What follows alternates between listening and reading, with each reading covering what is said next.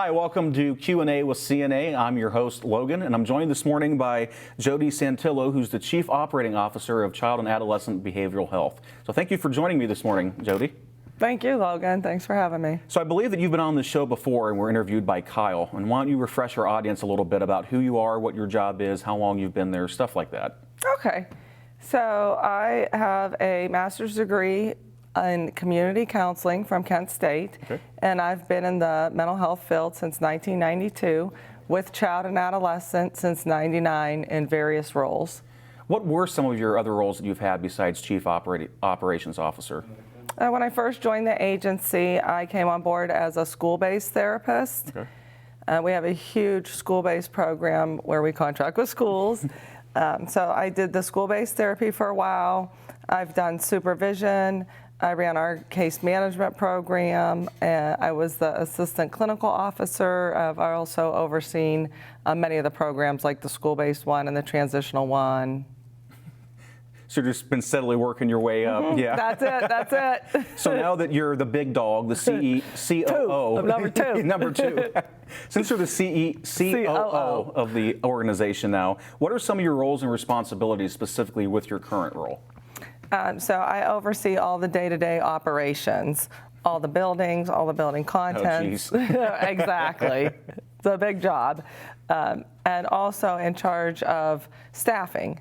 So hiring, the not so fun part of the job. Right. And speaking of staffing, everybody knows that there's a staffing shortage going on. It's affecting every industry. Are you experiencing staffing shortages yourself? Absolutely, Logan. That's a challenge for sure. So how is C&A trying to work through the staffing issues that you've been experiencing? So what we're doing is we work with about 3 different recruiting firms. We have one primary one that works really hard for us, as they all do. We go to job fairs, we go into colleges, we have a pretty robust internship program. Cool. Just anything we can do, advertising, trying to get ourselves out there. We have a staff referral program, so if one of our existing staff knows someone, they make a referral, they can actually get a bonus. Oh, wow. Well, if it works out. Yeah. So if anyone is, watching this and they're thinking this might be an awesome place to work for, besides the bonus, the possible bonus, what other advantages are there for working for your company? For our company? Yes. We have a great insurance program for medical. Oh, that's a big thing. That's huge. Most of the financial burden is on the agency, so it's very low cost for staff and really good coverage. We have a 403B retirement program, and we have lots of paid vacation time. So that's really important. That's really important for people to take care of themselves. We have sign-on bonuses. We do lots of little morale boosters, get-togethers. Not everything is for everyone, so we offer various things, outings, barbecues, holiday parties. Once in a while, we'll just send a staff a thank you gift. Oh, that's nice. Yeah. Just a little surprise comes in your mailbox sometimes. That's always good to get. Absolutely. So that is a great other question that I was going to ask, actually, that brings that up. So you have all these benefits that will attract anyone who wants to come and work for you, but what are you doing for retention? Like, is there incentives to keep your staff working for you? That sounds like one of them right there is getting surprise presents. I think anyone would be okay with that.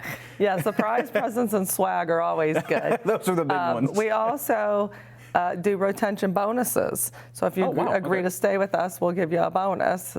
And we've been doing that the last couple of years. So people really like that. That's a financial incentive.